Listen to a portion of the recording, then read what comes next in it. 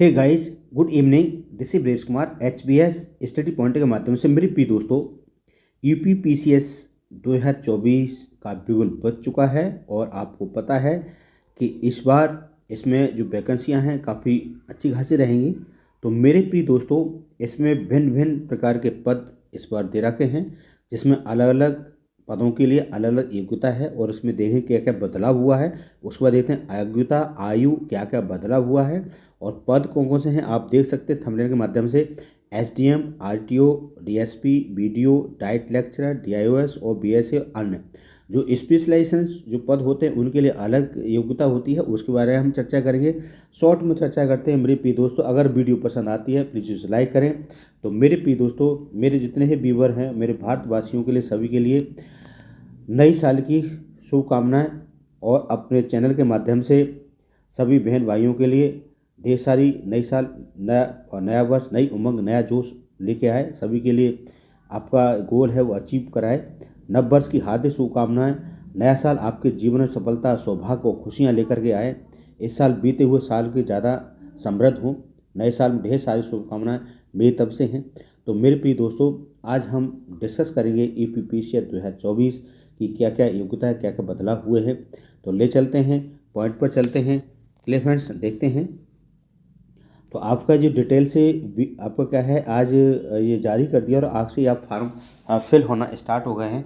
तो जैसे आप अपने ओटीआर बना ही लिया होगा, ओटीआर नहीं बनाया तो आप जाकर उसको ओटीआर बनाएं, फिर इसके बाद आप अप्लाई करें। फ्रेंड, तो उत्तर प्रदेश लोक सेवा आयोग ने क्या है अपने पीसीएस की वैकेंसियों को अनाउंसमेंट कर दिया है। और यहाँ देख सकते हैं इसमें आपकी जो फ़ी है वही सेम फ़ी है आपकी। अनारक्षित के लिए आपकी 125 रुपये हैं और अन्य पिछड़े वगैरह किसी के लिए हो और साथ ही SC ST के लिए 65 वो दे रखा है। आप इसमें देख सकते हैं पेमेंट सेम वही है, इसमें कोई बदलाव नहीं है। लेकिन आप OTR बनाएंगे जब आप इसको फॉर्म को फिल कर सकते हैं। क्लियर फ्रेंड, तो ये हमारा इसमें दे रखा है, राइट। इसमें काफ़ी अच्छे खासी सैलरी होती है और आपके पद बार अलग अलग योग्यता है। योग्यता इसमें क्या है, इसमें देखेंगे कि हमारे रिक्तियों की संख्याओं के अकॉर्डिंग यहाँ पर क्या 2024 में यहाँ पर आपका जो पेमेंट है बहुत अच्छा स्केल रहता है। पे स्केल राज्य अवर अधीनस्थ सेवा चयन 2024 के अतिरिक्त संख्या की यहाँ पर 2020 यहाँ लगभग 220 पद हैं। 220 पद हैं और रिक्तियों की संख्या परिस्थितियों के आवश्यकता घट बढ़ सकती है और यहाँ बढ़ती हैं, घटती तो है ही नहीं। तो यहाँ पर आपका जो इसमें पे बैंड है आपका 34,800 है। तो यहाँ पर आपका 4600, 4200, इसके बाद आपका लास्ट है 5400 पे बैंड वाली यहाँ पर क्या है सारी जो दे रखी है आपकी पोस्ट हैं। क्लियर फ्रेंड, तो यहाँ पर जो पोस्ट रहेंगी आपकी जो पोस्ट है इसमें दे रखा है कि आपका एक है आपका स्टार्टिंग होती है डिप्टी कलेक्टर यानी कि SDM, पुलिस उपाधीक्षक, खंड विकास खंड अधिकारी है, सहायक संभागीय परिवहन अधिकारी है, असिस्टेंट कमिश्नर है और जिला कमांडेंट होमगार्ड है, उप कोष अधिकारी है, लेखा अधिकारी है और यहाँ पर गन्ना परीक्षक है। क्लियर, और यहीं पर देखेंगे सहायक चीनी आयुक्त, जिला गन्ना अधिकारी, कृषि सेवा चयन और समूह विकास शाखा अधीक्षक, कारागार ये प्रबंधक, ये सब दे रखा है। आप BSA जिला बेसिक शिक्षा अधिकारी, जिला विद्यालय निरीक्षक, ये सारे ढेर सारे आप डाइट प्राचार्य हैं और यहाँ DIOS अन्य ढेर सारे पद दे रखे हैं। आपने जो कर रखे हैं अलग अलग लोगों की, और इसमें क्या है योग्यता अलग रहेगी, तो इसमें हम चर्चाएं करेंगे, राइट। तो इसमें देखते हैं आपके आरक्षण जो भी दे रखा है।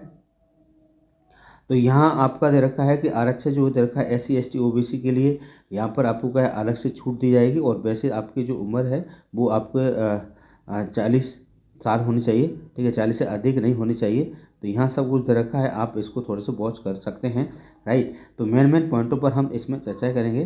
तो इसके बाद आती है आप शैक्षिक योग्यता। शैक्षिक योग्यता हम देखते हैं कि आवेदन पत्र स्वीकार करते अंतिम अभ्यर्थियों को भारत की किसी विधि द्वारा स्थापित किसी मान्यता प्राप्त विश्वविद्यालय स्नातक आपने किया हो, यानी योग्यता ओनली क्या है, आप ग्रेजुएट है। ग्रेजुएट है तो आप इसमें अप्लाई कर सकते हैं। लिखित परीक्षा साक्षरता के माध्यम से क्या है विशिष्ट अर्हताओं के पद हैं कुछ, उसमें विशिष्ट अर्हताओं के पद होते हैं ऐसे को आपकी लिखित और मेंस के आधार पर इसमें होता है।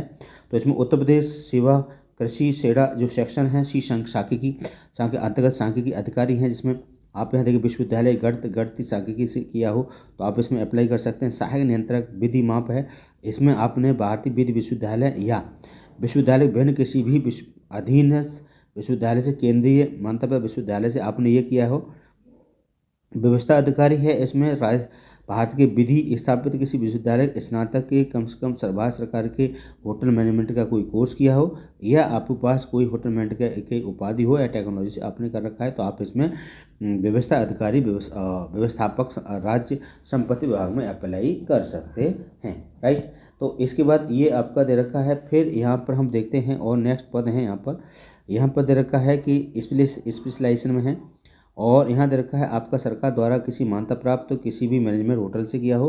फिर यहाँ देखा है विधि, और यहाँ सहायक निदेशक देखा किसी विश्वविद्यालय से मान्यता प्राप्त संस्था कला विज्ञान और वाणिज्य प्रौद्योगिक स्नातकोत्तर और ये आपको बस उद्योग ये कर रखा हो, तो आपके लिए अलग से क्या है ये योग्यता दे रखी है।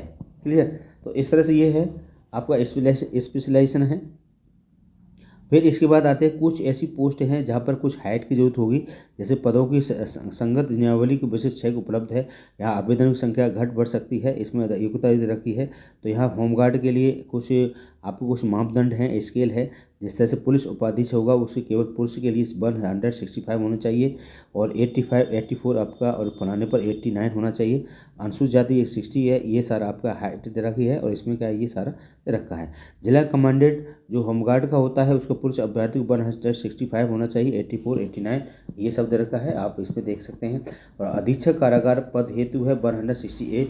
कुमायूं गढ़वाल जो समय अभ्यर्थी हैं उनको 163 होने चाहिए। पुरुष अभ्यर्थी के लिए यहाँ पर 167। जो इसमें आबकारी निरीक्षक पद हेतु, यानी जो आबकारी का जो बनेगा उसके लिए ये 167 होना चाहिए। और उप कारापाल पद होता है, इसमें आपके लिए 168 होना चाहिए। राइट। तो इस तरह से ये आपका है, तो आप इसमें अप्लाई कर सकते हैं, और नहीं है तो आप अप्लाई नहीं कर सकते। क्लियर। तो इसमें आपका ये सब दे रखा है, इसमें OMR सीट परीक्षा होगी, ये सब दे रखा है, आप इसमें आप देख सकते हैं। फिर यहाँ पर हम चर्चाएं करते हैं कि इसमें आपका दे रखा है अभ्यर्थी के महत्वपूर्ण कुछ निर्देशन है, कुछ मुख्य परीक्षा के सारे ये दे रखा है। आप इसको थोड़ा सा स्टॉप कर वॉच कर सकते हैं, और इसमें आपकी जो उम्र की गणना होगी वो यहाँ दे रखी है। आपकी 1 जुलाई 2004 को 21 वर्ष की आयु पूरी करनी चाहिए, और इसके बाद 40 वर्ष से अधिक नहीं होना चाहिए। और इसके बाद है तो 2 जुलाई 1984 से पूर्व का, यानी 1 जुलाई 2023 के बाद का नहीं होना चाहिए। इसके बाद 55 वर्ष और 2 जुलाई 1969 के बाद ये नहीं होना चाहिए। अधिकतम आयु सीमा छूट आपको अलग से दी जाएगी। Clear friend. और ये सारा दे रखा है इसमें। तो इस तरह से ये सारी चीज़ें हैं, आप इसमें एक बार वॉच कर सकते हैं। और इसमें आपका फॉर्म है किसमें कितना भरा जाएगा आपके प्री मेंस का, जिस तरह से ये सब इसमें दे रखा है। फिर इसके बाद बात आती है आपकी परीक्षा का क्या क्या पैटर्न रहेगा, परीक्षा कैसे से क्या क्या हुई, ये आपके सारे डॉक्यूमेंट का कैसे से आपको देना है, ये सारे रहेंगे इसमें। Clear friend. तो ये आपको क्या है सेंटर वगैरह ये सारे डॉक्यूमेंट से रिलेटेड है। और यहाँ पर क्या है आपका आएगा, ये दे रखा है आपका विशिष्ट थर्ड में परीक्षा की योजना क्या है। परीक्षा सम्मिलित राज्य प्रवर अधीनस्थ सेवा सेम पर 2024 के प्रतियोगिता परीक्षा में क्रमवार 3 स्तर सम्मिलित यथा है। इसमें आपकी क्या है प्रारंभ परीक्षा होगी, बहुविकल्पी प्रकार की होगी, और मुख्य परीक्षा आपके परंपरागत प्रकार के अर्थात लिखित परीक्षा कहते हैं, और मौखिक परीक्षा आपकी व्यक्तिगत आपका इंटरव्यू होगा। और इसकी प्रारंभ परीक्षा में आपको क्या है इसमें सम्मिलित जो प्रवर अधीनस्थ जो अनिवार्य प्रश्न पत्र होंगे, पहला आपका सब्जेक्ट होगा, उसमें आपको फिर सी टेट होता है। सी सेट में आपको 33% आपको उसमें अचीव करना है, उसके बाद क्वालिफाई माने जाएंगे। फिर आपके मेंस के लिए आप प्रिपेयर हो जाएंगे। राइट। तो इसमें आपका जो रहेगा इसमें लाभ हानि ब्याज वगैरह जो हमारा सिलेबस से संबंधित है, हम उसमें बाद में चर्चा कर लेंगे मेरे प्रिय दोस्तों। अब देखते हैं नेक्स्ट पॉइंट क्या क्या रहता है। अब इसके बाद हमारा क्या क्या इसमें मेंस में रहेगा, क्या क्या प्री का है ये, और मेंस में क्या क्या रहता है इसके बारे में हम कुछ चर्चाएँ करेंगे। और इसमें हम डिटेल से मैं आपको अलग से सिलेबस की वीडियो बना दूंगा मेरे प्रिय दोस्तों। और ये आप बताना है, इसमें आप मैसेज करना। क्लियर। और जैसे आपको बताएंगे कि आपका अलग से एक सिलेबस की वीडियो इस भी अच्छी तरह से इसको एक्सप्लेनेशन करके बता दूं क्या क्या चीज़ चाहिए, क्या क्या कैसे क्या क्या पढ़ना है, और कौन कौन सी बुक पढ़नी है जहां से हम इसको कंप्लीट कर सकते हैं। Clear friend. तो इस तरह से ये सारे आपको पेपर दे रखे हैं, 8 पेपर होते हैं इसमें मेंस में, और कैसे से क्या क्या होगा तो आपने देखो अब मोटा मोटा देख सकते हैं, थोड़ा सा व्यू ले सकते हैं। तो इसमें सामान्य हिंदी का पेपर है, फिर निबंध का है, सामान्य अध्ययन का फर्स्ट सेकंड, सामान्य अध्ययन सेकंड, सामान्य अध्ययन थर्ड। इस तरह से आपके 8 पेपर होते हैं, सब 2-2 नंबर के और एक 150 नंबर के होते हैं। राइट। तो इसके बाद इसकी परीक्षा की मेरिट बनती है और मेरिट के बाद फिर आपका इंटरव्यू होता है। इंटरव्यू के बाद आपको क्या है, आपको जॉइनिंग दे दी जाती है, जो भी है। Clear friend. तो ये सारा इसकी आज की अपडेट थी, आपको देनी थी। जो मेरे बहन भाई जिसकी उम्र हो चुकी हो, 21 साल पूर्ण कर चुके हैं, वो इसमें अप्लाई कर सकते हैं। आपको बेस्ट अपॉर्चुनिटी है। क्लियर। आपको इसमें पद बढ़ते ही हैं, घटते नहीं हैं। Clear friend. तो अगर हमारी वीडियो पसंद आती है, प्लीज़ उसे लाइक, शेयर और सब्सक्राइब करें। तो thank you, bye bye and take care. मेरे प्रिय दोस्तों, अगर हमारी वीडियो पसंद आती है, लाइक शेयर सब्सक्राइब करें और अपने बहन भाइयों को शेयर करें। और मैं ईश्वर से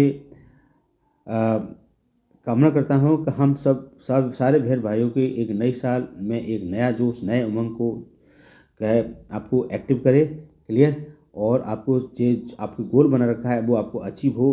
तो thank you, bye bye and take care, good night.